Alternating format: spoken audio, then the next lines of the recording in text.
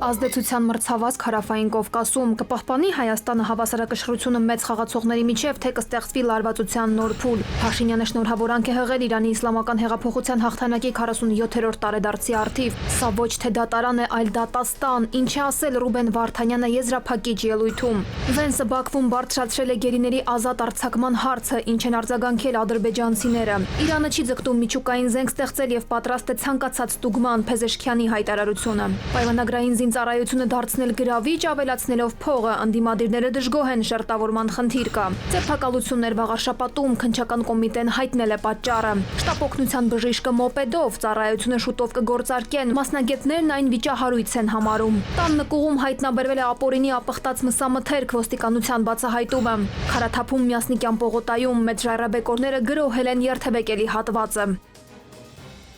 Եթերում ժամի գլխավոր թողարկումն է, տաղավարում Գայանե Անտինյանն է, բարև ձեզ։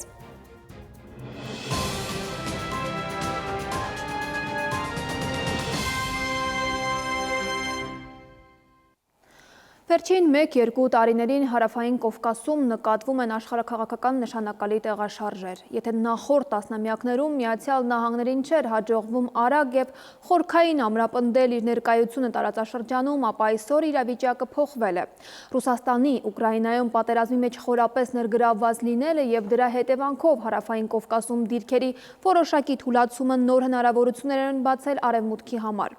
Արդյոք Հայաստանին կհաջողվի վարել հավասարակշռված եւ հաշվարկված արտաքին քաղաքականություն, խորացնելով համագործակցությունը արևմուտքի հետ ու միաժամանակ չկտրելով կենսական նշանակություն ունեցող կապերը Ռուսաստանի հետ։ Նայիրի Մուրադյանի անդրադարձը։ Միացյալ Նահանգներին վերջին մի քանի տասնամյակների ընթացքում չէր հաջողվել այնքան սրընթաց մոտենալ Հարավային Կովկասին, որքան վերջին 1-2 տարիների ընթացքում։ Թրամփի վարչակազմին դա հաջողվեց ավելի շատ Ռուսաստանի Ուկրաինայում պատերազմի մեջ մինչև ծնկները խրվելու, Ռուսաստանի Հարավային Կովկասում դիրքերը թուլացնելու, ինչու չէ նաև Հայաստանի եւ Ադրբեջանի իշխանությունների կողմից արևմուտքի առջև տարածաշրջանի դուռը բացելու պատճառով։ Ռուսաստանն ուշի ուշով խոշորացույցով հետևում է Հարավային Կովկասի իր դաշնակից երկրների Հայաստանի եւ Ադրբեջանի յուրաքանչյուր քայլի բացվածքին, այս երկու երկրների ավելի մերձեցմանն արևմուտքին։ Հայաստանի դեպքում Ռուսաստանից եկող մեսիջներն այսպիսին են. չեն ցանկանում վատթարացնել հարաբերությունները Հայաստանի հետ, փորձում են ավելի ընդլայնել տնտեսական, քաղաքական հարաբերությունները։ Հայաստանից գրեթե նույն կերպ են արձագանքում Ռուսաստանին։ Ռուսաստանի շահերին վնասելը չի եղել, չկա եւ չի լինելու մեր օրակարգում։ Արդարացումներով, փաղաքշական խոսքերով, սակայն չես համոզի ու հանգստացնի Ռուսաստանին։ Այդ երկիրը տեսնում է, որ արևմուտքի նպատակը մեկն է՝ մեկուսացնել Ռուսաստանին Հարավային Կովկասից։ Օրինակներից մեկն են բերում փորձագետները։ Արևմուտքի առաջարկը միջուկային ոլորտում Հայաստանի հետ գործակցությունը, այստեղ նոր մոդուլային տիպի ատոմակայանի կառուցումը եւս էներգետիկ առումով Ռուսաստանից հեռացնելն է։ ԱՄՆ-ն, Թուրքիան եւ Ադրբեջանը լուծում են ուրիշ խնդիր, փակում են մեծամորում գործող ատոմակայանը։ Թրիփ ուղու դեպքում էլ ըստ վերլուծաբանների այնպես չէ, որ Միացյալ Նահանգները աջակցում է Հայաստանին կամ Ադրբեջանին։ ԱՄՆ նախագահի վարչակազմը առաջ է մղում իր պետության աշխարհաքաղաքական շահերը, կենտրոնական Ասիայից մինչև Եվրոպա, որի մի հատվածը Թրիփն է։ Շատ կարևոր բան Վենս ասաց, որ ԱՄՆ-ն ներդրող է փնտրում Թրիփի համար եւ փնտրում է տարածաշրջանում։ Տարածաշրջանում ով ունի ռեսուրսներ եւ նպատակ։ Ադրբեջան։ Իդեպ Հայաստանի իշխանությունները մերժում են նաև Թրիփ նախագծում ընդգրկվելու ռուսների յուրաքանչյուր առաջարկը։ Հիմնավորումն այսպիսին է, որ նախագիծը, որտեղ ԱՄՆ-ն է, Ռուսաստանը չի կարող տեղ ունենալ։ Հայաստանի կառավարությունը Ռուսաստանին առաջարկել է նորոգել ռուսական ընկերության կառավարման ներքո գտնվող երկաթուղու հատվածները։ Ռուսաստանից արձագանքել են, որ քննարկում են։ Քաղաքական առումով ըստ Փաշինյանի արձագանքը դրական է։ Բացակայող հատվածները վերականգնելը առանձնապես մեծ խնդիր չի, ոչ ֆինանսական, ոչ տեխնիկական առումով, բայց պետք է այդ երկաթուղու արագությունը մենք անպայման ապահովենք։ Հայաստանում Ռուսաստանի դեսպանն անդրադառնալով Հարավային Կովկասում ստեղծված իրավիճակին հայտնել է, թե տարածաշրջանը կրում է աշխարհաքաղաքական տուրբուլենտության ազդեցությունը։ Այդ բարդ պայմաններում ըստ Կոպիկինի Ռուսաստանի եւ Հայաստանի հարաբերությունները թևակոխել են փոփոխվող իրողություններին հարմարվելու նոր փուլ։ Նկատվող մարտահրավերների հաղթահարումը երկու կողմերից պահանջում է երկարաժամկետ քաղաքական կամք եւ ռազմավարական իմաստություն, երկկողմ փոխգործակցության կուտակված պաշարը պահպանելու եւ բազմապատկելու համար։ Ռուսաստանը շահագրգռված է, որ Հայաստանը ինքնիշխան, ուժեղ եւ ինքնաբավ լինի։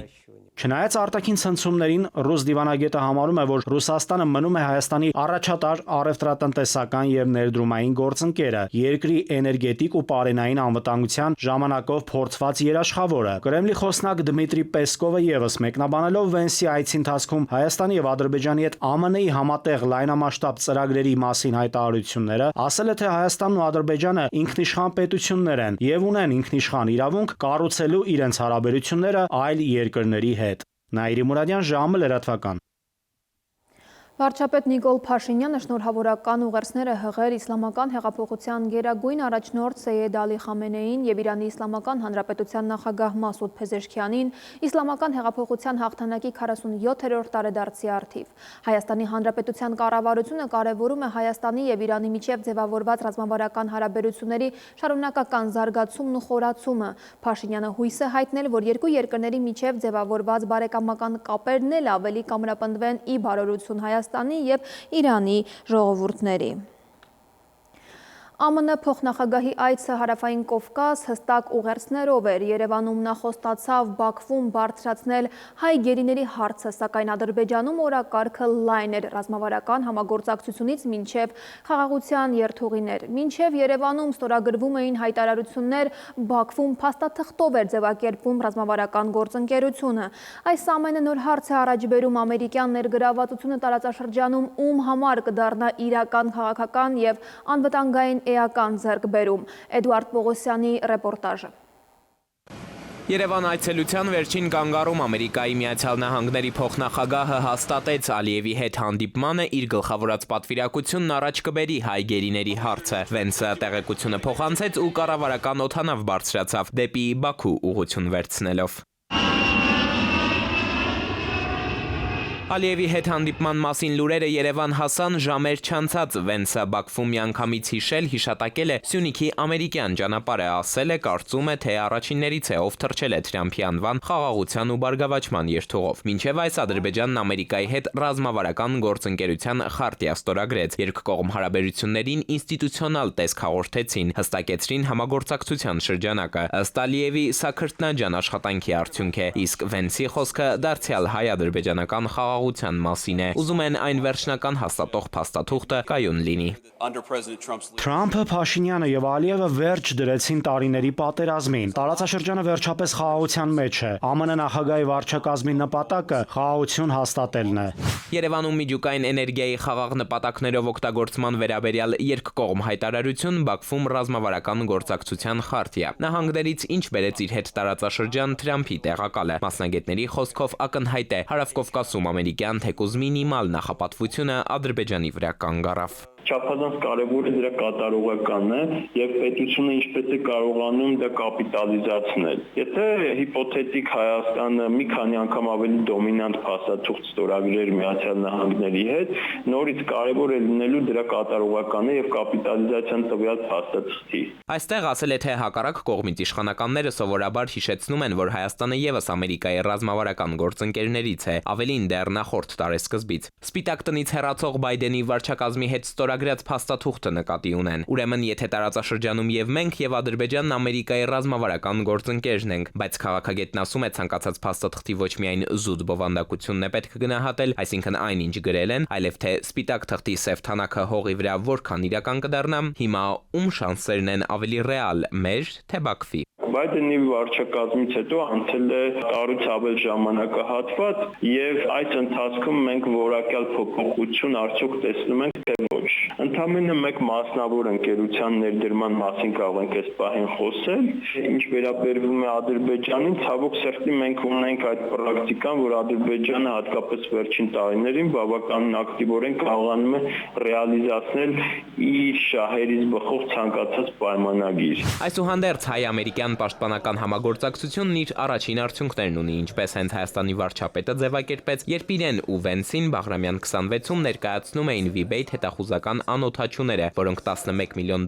գնել ենք Միացյալ Նահանգներից։ Ինչ դիրք կբռնի Ալիևը, կանգնելով Երևան-Վաշինգտոն այս փոխգործակցության առջև։ Ռազմական պատմաբանը նշում է, Ալիևը կարող է, այսպես ասենք, ուրիշ աչքով նայել գործարքին, բայց միևնույն ժամանակ մասնագետը նաև հիշեցնում է, օգոստոսության գագաթնաժողովին Ամերիկան վերացրեց Ադրբեջանին զենք զինամթերք վաճառելու արգելքը 907 բանաձևը։ Ուրեմն, եթե հիմա մեզ մինչև 20 ԱԹՍ են վաճառում, ապա Բաքվի ռազմատենչ առաջնորդին գուցե մի ամբողջ ամերիկյան զինապահեստ հետաքրքրի։ Ամերիկացիները պատրաստվում են Ադրբեջանի շատ ավելի ծավալուն ռազմական համագործակցություն իրականացնել եւ մինչեւ այժմ էլ որոշ չափով իրականացրել են։ Այնպես որ այն ինչ որ մեզ է տրվում, 10 քանը Ադրբեջանին է տրվել։ Արգելքները բոլոր տեսակի հանված են եւ ամերիկյան կողմից էլ ընդգծված է, որ Ադրբեջանը իրենց համար ռազմավարական գործընկեր է եւ վաճառելու են Ադրբեջանին ռազմական տեխնիկա։ Շատ ավելի մեծ մասշտաբների մասին է խոսքը լինելու, քան այս $11 միլիոն։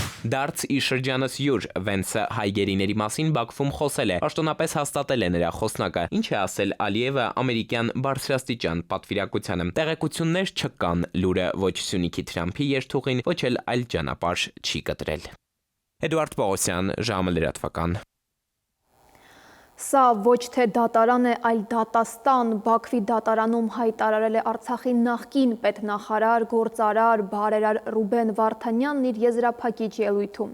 Նա այդ մասին պատմել է ընտանիքի հետ հեռախոսազրույցում։ Երեկ ադրբեջանական ԶԼՄ-ները գրել էին, թե Վարդանյանը կոնկրետ հարցերի շուրջ չի խոսել, ընդհանուր մտքեր է ասել։ ԶԼՄ-ները նաև հայտնել էին, որ Վարդանյանի պաշտպան Էմիլ Բաբիշովը պաշտպանական եզրափակիչ ելույթ չի ունեցել։ Ռուբեն Վարդանյանը հաստատել է, որ ինքը թույլ չի տվել Բաբիշովին պաշտպանական ճառ ասել ըստ էության արդարադատության իմիտացիայի ստեղծմանը չնպաստելու համար, իսկ իրականում արդար դատաքննության համար որևէ հնարավորություն չի եղել։ Նրա խոսքով, թեպետ իրեն դատի ժամանակ 3 անգամ փորձել են ընդհատել, սակայն ինքը հայտարարել է Արցախը եղել է, Արցախը կա եւ Արցախը կլինի հենց գոյաբանական առումով։ Նրա կարծիքով սա զուտ իրավական հարց չէ։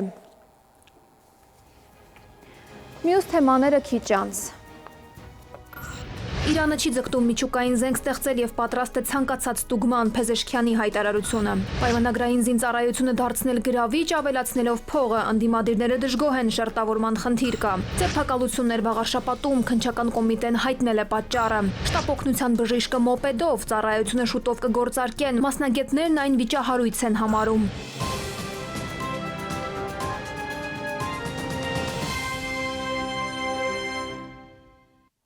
Շարունակենք թողարկումը։ Իրանի նախագահ Մասուդ Փեզեշքյանը հայտարարել է Թեհրանի միջուկային ծրագիրը ստուգելու իր պատրաստակամության մասին, համոզվելու համար, որ այն միջուկային զենք ձեռք բերելու ծրագրեր չունի։ Նրա խոսքով իրենք չեն ձգտում միջուկային զենք ստեղծել եւ պատրաստ են ցանկացած տեսակի ստուգման։ Ըստ Փեզեշքյանի, Միացյալ Նահանգներն ու Եվրոպան իրենց գործողություններով ու խոսքերով անվստահության բարձր պատ են ստեղծել եւ այդ պատը թույլ չի տալիս, որ բանակցությունները հանգեցնեն իմաստալից արդյունքի։ Եթե աշխարհն իսկապես ձգտում է դիվանագիտության, ապա պետք է դադարեցնի իր սադրիչ գործողությունները, հավելել է Փեզեշքյանը։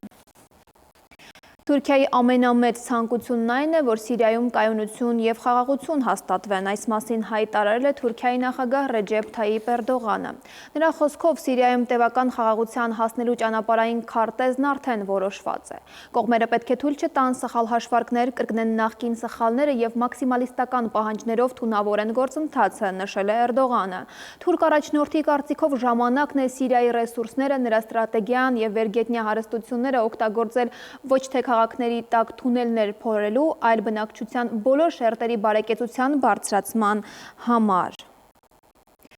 Միացյալ Նահանգների վարչակազմը Ռուսաստանի հետ բանակցություններ է վարում ռազմավարական հարձակողական սպառազինությունների կրճատման մասին պայմանագրի նորացված տարբերակի կնքման շուրջ։ Այս մասին հայտարարել է ԱՄՆ փոխնախագահ Ջեյ Դի Վենսը։ Դրանք շարունակական բանակցություններ են։ Ակնհայտ է, որ նախագահի արտաքին քաղաքականության առանձնահատկություններից մեկը միջուկային տարածման մերժումն է, ասել է փոխնախագահը։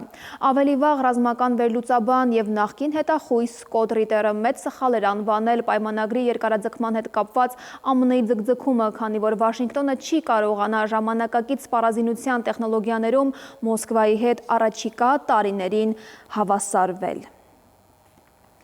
Նոյեմբերին ԱՄՆ-ում կայանալիք միջանկյալ ընտրությունները ճնշում են գործադրում Թրամփի վարչակազմի վրա խաղաղության համաձայնագիր կնքելու համար։ Այս մասին հայտարարել է Ուկրաինայի նախագահ Վլադիմիր Զելենսկին։ Թրամփի թիմը առաջարկել է բոլոր անհրաժեշտ բանակցություններն ավարտել մինչև հունիս։ Ամերիկյան կողմը ցանկանում է բոլոր փաստաթղթերը միաժամանակ ստորագրել։ Ուկրաինան պետք է հաստատի խաղաղության առաջարկը կամ խորհրդարանական քվեարկության կամ ազգային հանրաքվեի միջոցով, ասել է Զելենսկին։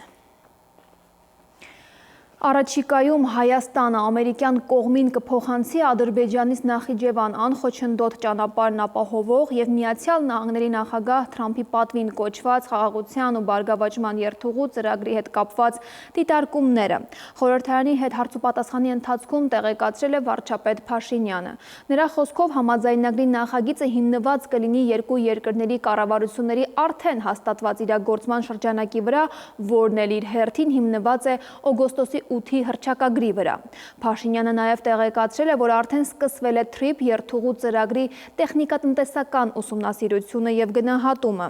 Իդեպ խորհրդարանական ընդդիմությունը չի մասնակցել հարցուպատասխանին, ընդդիմադիր պատգամավորները բոյկոտել են նիստը։ Սահմանների կառավարման հետ կապված կառավարությանը խնդիր եմ առաջադրել, որ այն պահից, երբ Հայաստանում սկսեն արդեն գործել բիոմետրիկ անձնագրերը, իսկ դա մենք սպասում ենք 2027 թվականի աշնանը, մեր օդանավակայանում եւ բոլոր կետերում պետքա գործեն անկոնտակտ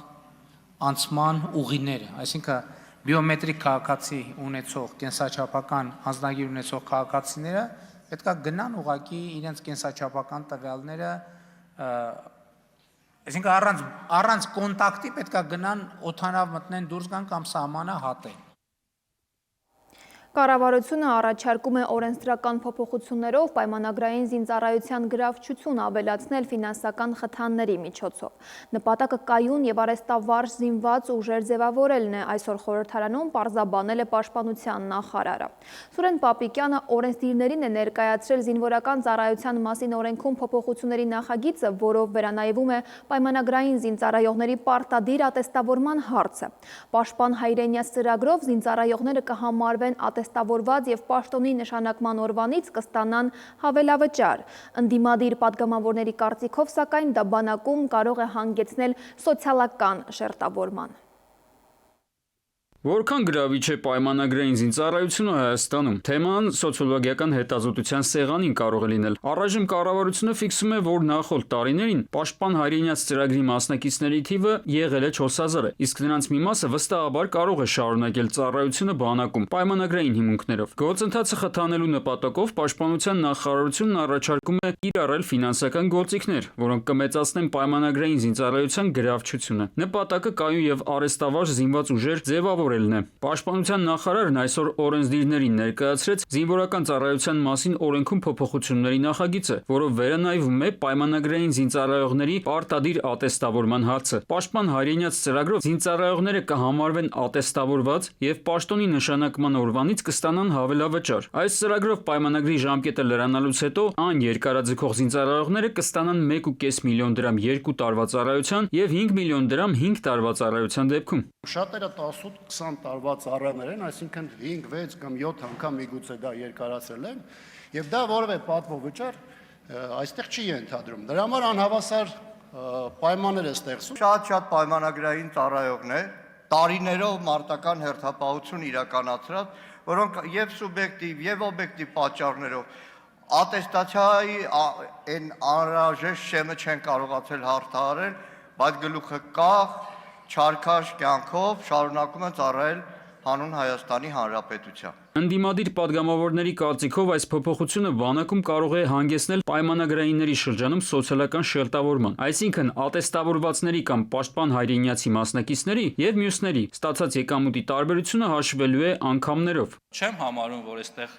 անհավասարության խնդիր կա, որովհետեւ մենք խոսում ենք մի կոնտինգենտի մասին, որ բանակի շարքերը համալրել է վերջին 3 տարիների ընթացքում եւ մենք փորձում ենք այս համակարգը ամրացնել, բյուրեղացնել եւ չեմ բացառում, որ հետագայում հաշվի առնելով որակները,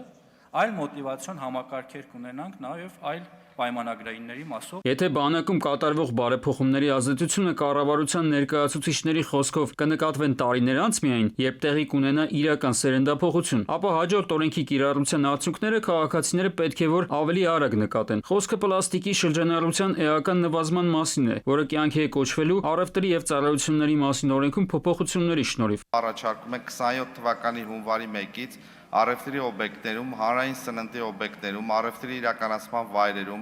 շրջիկ առևտրի կետերում, տոնավաճառներում, ցուցահանդես վաճառքներում, ինչպես նաև բացօթյա առևտրի իրականացման դեպքում արգելել պոլիէթիլենային պարկերի եւ տոպրակների, պլաստիկից կամ փրփրապլաստից պատրաստված մեկանգամյա օգտագործման տարաների եւ սպասքի վաճառքը կամ արկայությունը։ Ճիշտ է, կասկածներ կան, որ պոլիէթիլենի արգելքը կարող է հանգեցնել գնաճի, այսինքն խանութները սեփական ծախսերը հնարավոր է ներառեն այս կամ այն ապրանքի արժեքի մեջ։ Գործադիրն ու օրենսդիրները սակայն այս մասով կարծես մտավախություններ չունեն։ Նախագծի արդյունքում երկարաժամկետ ժամանակահատվածում այդ պարկերը ավելի էժան կդառնան, որովհետև ընդհանուր տնտեսությունը կվերապրոֆիլավորվի։ Կառավարության ներկայացուցիչները նաև վստահեցնում են, որ շատ ակտիվ աշխատում են բիզնեսի հետ, որպեսզի մինչև հաջորդ հունվար նրանք հասցնեն փոխել բիզնես պրոցեսները եւ չկանգնեն ճգնաժամի առաջ։ Արմեն Աթելյան, ժամլրատվական։ Այսօր կայացել է Ուժեղ Հայաստան կուսակցության համագումարը, նոր նախագահ եւ խորհուրդ ընտրեցին։ Սամվել Կարապետյանն ընտրվել է կուսակցության նախագահ։ Փետրվարի 12-ին Կարեն Դեմիրճյանի անվան մարզահամերգային համալիրում տեղի կունենա կուսակցության պաշտոնական շնորհանդեսը, որի ժամանակ կհայտարարվի կուսակցության վարչապետի թեկնածուի անունը։ Քննչական կոմիտեն հայտնել է, որ 2025 թվականի նոյեմբերի 16-ին վաղարշաբաթում անցկացված թիմ ընտրությունների ընթացքում հաղթանակ դաշինքի ցուցակի 2 թեկնածու եւ նրանց աջակիցներ ըստ նախաքննության խմբով ընտրողներին ուղղորդել են քվեարկել դաշինքի օգտին, խոչընդոտելով ընտրական իրավունքի ազատ իրականացմանը։ 7 անձի նկատմամբ հարուցվել է քրեական հետապնդում, 6-ը ձերբակալվել են, կատարվել են խուզարկություններ։ Մինչդեռ հաղթանակ խմբակցության ղեկավար Սևակ Խաչատրյանը հայտարարել է, որ ձերբակալվածների թիվը 10-ից ավելի է եւ տեղի ունեցողը որակել է որպես քաղաքական ճնշում, նշելով, որ մեղադրանքներն անհիմն են։ Խաչատրյանի խոսքով իր համար անհասկանալի է ստեղծված իրավիճակը, հատկապես այն պատճառով, որ վաղարշաբաթի ընտրություններից 4-5 ամիս հետո են նման գործողություններ կատարվում։ Ձերբակալվել է Մասիսի նախկին համայնքապետ Դավիթ Համբարձումյանի եղբայրը Գոռ Համբարձումյանը։ Քննչական կոմիտեից հայտնել են, որ նախաքննության ընթացքում վերջինի նկատմամբ հարուցվել է հանրային քրեական հետապնդում, անձնական կյանքի գաղտնիությունը խախտելը, փաստաթղթեր, դրոշմներ, կնիկներ կեղծելը, առանձնապես խոշոր չափերի խարդախությունը եւ փողերի լվացումը հոդվածներով։ Երևանյան խցանումները վաղուց արդեն միայն վարորդների խնդիրը չեն, դրանք հաճախ որոշում են նաև որքան արագ կհասնի բուժօգնությունը հիվանդին։ Առողջապահության նախարարությունը առաջարկում է լուծում, շուտով մայրաքաղաքի փողոցներում շտապօգնության մոպեդներ կգործարկվեն։ Մինչև իշխանությունները խոսում են արդյունավետության բարձրացման մասին, մասնագետների մի մասը ծրագիրը համարում է վիճահարույց, ինչպես է այն աշխատելու, ինչպես է սպիտակ խալաթավորը մոպեդ վարելով հասնելու հիվանդին եւ արդյոք այս մեթոդը կլուծի առկա խնդիրները։ Ժամի անդրադարձը։ Բուժօգնությունը Հայաստանում անվճար չի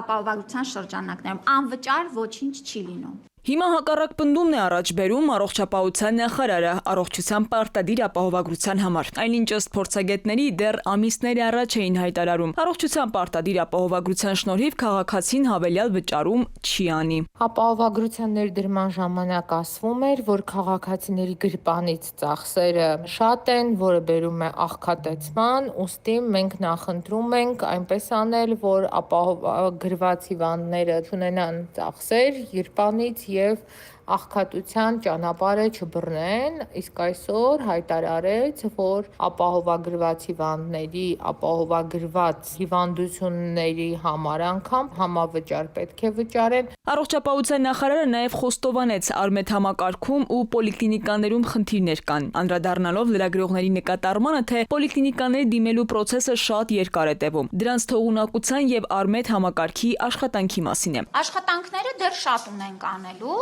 որ այս էլեկտրոնային թվային գործիքները դառնան մաքսիմալ հարմարավետ։ Նախարարը նորություն էլ ուներ։ Երևանյան խցանումների պայմաններում շտապօգնության ծառայության արագ արձագանքման համար շուտով կօգտագործվեն մոպեդները, նշելով, որ լրացուցիչ ներուժ ներգրավելու կարիք կա։ Այս առումով մի քանի երկրների փորձ են ուսումնասիրել եւ հրատապ դեպքերում որպես բժշկական հասանելիության ապահովելու միջոց ծրագիրը շուտով արդեն պետք է գործնական փուլ մտնի։ Երևանի խցանումների եւ ծանրաբեռնվածության պատճառով կարիք կա հավելյալ ուրեմն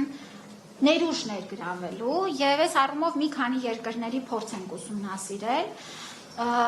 եւ այո աջակցող որպես հրատապ դեպքերին հասանելիություն ապահովելու բժշկի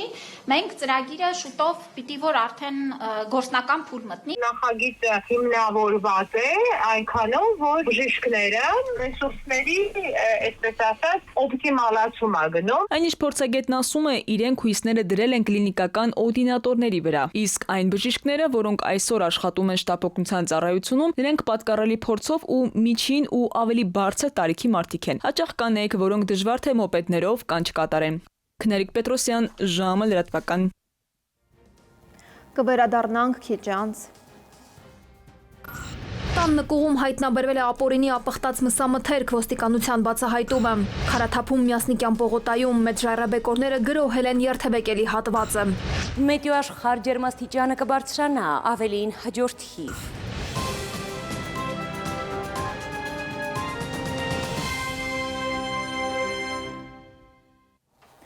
Շարունակենք թողարկումը։ Հանրային ծառայությունները կարգավորող հանձնաժողովը նոր կարգավորում է առաջարկում բազմաբնակարան շենքերի ջրամատակարարման գործընթացում։ Նախագծով հստակ տարանջատվում է շինարարության փուլում եւ շահագործման հանձնված շենքերի ջրամատակարարումը։ Մինչև ավարտական ակտի ստացումը կառուցապատողին կտրամադրվի միայն տեխնիկական նվազագույն ջրաքանակ համաձայնեցված գրաֆիկով։ Լիարժեք եւ հաշվարկված ջրամատակարարումը կապահովի միայն շահագործման թույլտվությունից հետո եւ այն դեպքում, եթե նոր համակարգը կառուցված լինի տեխնիկական պայմաններին համապատասխան։ Այսպիսով կառուցապատողները չեն կարողանա շենքը բնակեցնել առանց պատշաճ համակարգի եւ բավարար ջրի։ Սակայն չլուծված կմնա արդեն շահագործվող այն շենքերի խնդիրը, որոնց բնակիչները շարունակում են ջրի համար վճարել կառուցապատողին, հաճախ առանց հաշվիչների եւ լրացուցիչ ծախսերով։ Նոր կարգավորմամբ ջրի ամբողջական ծավալի տրամադրումը պաշտոնապես շահկապվում է ավարտական ակտի հետ, քանի որ ավարտական ակտ ստանալու համար անհրաժեշտ է մատակարարի հաստատումը, կառուցապատողն այլևս չի կարողանա շենքը հանձնել բնակիչներին առանց պատշաճ համակարգի։ Նախագիծը սահմանում է, որ լիարժեք ջրաքանակ լինի միայն այն դեպքում, եթե նոր համակարգը կառուցված լինի տեխնիկական պայմաններին համապատասխան։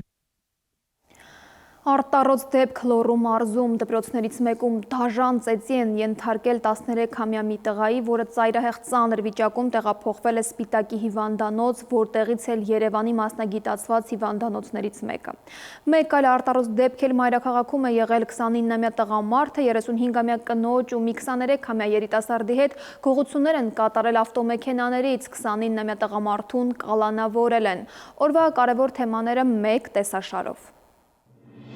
27-ից 37 տարեկան Հայաստանի քաղաքացիները կազատվեն քրեական պատասխանատվությունից կամավոր վերադառնալով հայրենիք։ Ազգային ժողովի ընդունած օրենքի համաձայն նրանք կարող են 5 տարբերակ ընտրել։ Տարբերակներից մեկով ծառայել 24 ամիս, երկրորդը ծառայել 1 տարի 6 ամիս եւ բյուջե վճարել 2.5 միլիոն դրամ, երրորդը ծառայել կես տարի եւ վճարել 5 միլիոն դրամ, չորրորդը ծառայել 1 ամիս եւ վճարել 10 միլիոն դրամ, 5-րդ տարբերակով բյուջե վճարել 15 միլիոն դրամ եւ ընդհանրապես ծառայել։ Կենսաթոշակն ու նպաստը դեռևս կանխիկ եղանակով ստացող քաղաքացիները մինչև մարտի 5-ը կարող են վճարող կազմակերպության ընտրության դիմում լրացնել առանց տնից դուրս գալու առցանց եղանակով, անցում կատարելով կենսաթոշակի եւ նպաստի ստացման անկանխիկ եղանակի։ Աշխատանքի եւ սոցիալական հարցերի նախարարությունը հայտնել է, որ ապրիլի 1-ից կենսաթոշակներն ու նպաստները փոխանցվելու են բացառապես անկանխիկ եղանակով։ Երևանի Դավիթ Բեկի պողոտայում մի քանի կիլոմետրանոց հատվածում հսկայական փոսերը արտակարգ պատահարի պատճառ են դարձել 25-ից ավելի վարորդների համար։ Ավտոմեքենաները կոտրել են անվահեծերը, շատ մեքենաների անվադողերն էլ պայթել։ Փոսն ընկնելու պատճառով վարորդներն ու ուղևորները գլխի շրջանում ուժեղ հարվածներ են ստացել։ Վարորդներին օգնության են հասել մի քանի շարժական վուլկանացնող մասնագետներ, պարեկային ծառայության աշխատակիցներ։ 30-ից ավելի անվադողեր են տեղադրել փոսերի մեջ, որպեսզի վարորդները զգուշանան։ Գրեթե նույն նույն խառնաշփոթ իրավիճակն է արձանագրվել Դավիթաշեն կամուրջի վրա։ Ֆոտոլրագրող Շամշյանը հայտնում է, որ փոսերի պատճառով վնասվել է 8 ավտոմեքենա։ Խոշոր քարաթափում Երևանի Միասնիկյան պողոտայում։ Հսկա ժայռից բեկորներ են պոկվել եւ թափվել պողոտայի երթևեկելի հատվածում։ Ժայռի երկայնքով ցանց է տեղադրված, սակայն պոկված ժայռաբեկորներն այնքան մեծ են եղել, որ ցանցը պահել չի կարողացել։ Միասնիկյան պողոտայում առաջացել է մեքենաների երթևեկության խցանում։ Բազումի բաժնի ծառայողները ստացել են տեղեկություն, որ Գայի փողոցի բնակիչ հայր ու որդի տանը զբաղվում են ապօրինի ձեռնարկատիրությամբ, արտադրում եւ իրացնում են մսամթերք։ Ներքին գործերի նախարարության աշխատակիցները 26-ամյա որդուն հայտնաբերել են Վարդանանց փողոցում։ Նա ներկայացրել է դեղնականաչավուն զանգվածով թղթե փաթեթ եւ 2 կաթուցիչ։ Որդին հայտնել է, որ ապխտած մսամթերքն իրացնում են Վանաձորի շուկայում։ Նախնական զննությամբ Գայի փողոցի նրանց տան նկուղում հայտնաբերվել է ապօրինի պատրաստված 150 հատ մսամթերք, նաև մսամթերք պատրաստելու հաստոցներ, գործիքներ եւ հումք։ Նախաքննությամբ հանգամանքները պարզվում են։ Նաիրի Մուրադյան, ժամը լրատվական։ Եղանակի տեսությունը կներկայացնի Լիլի Հովերը։